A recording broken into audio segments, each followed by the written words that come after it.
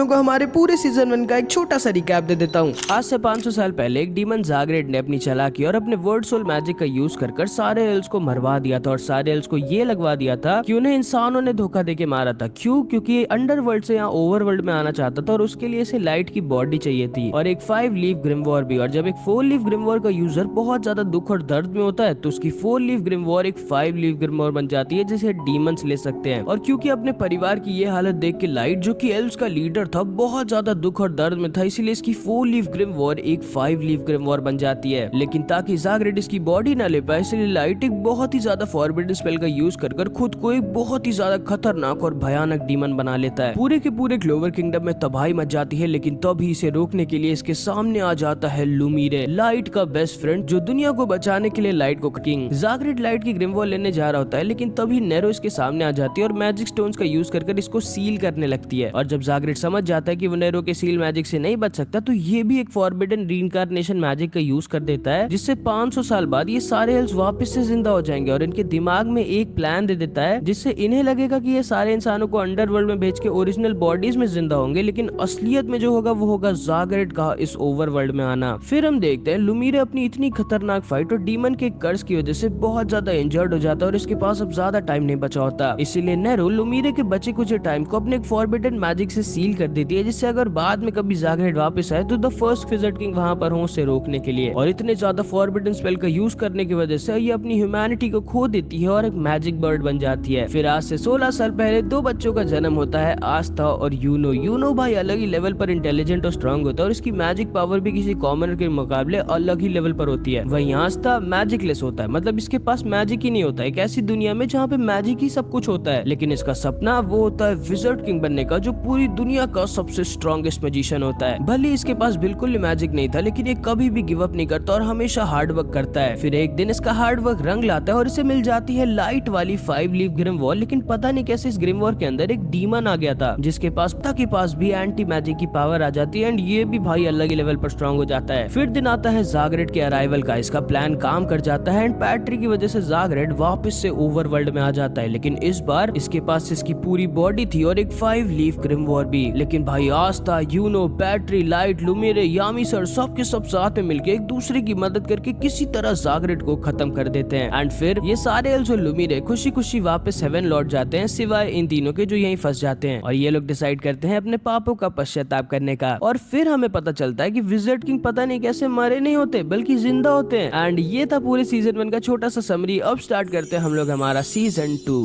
ओ Julia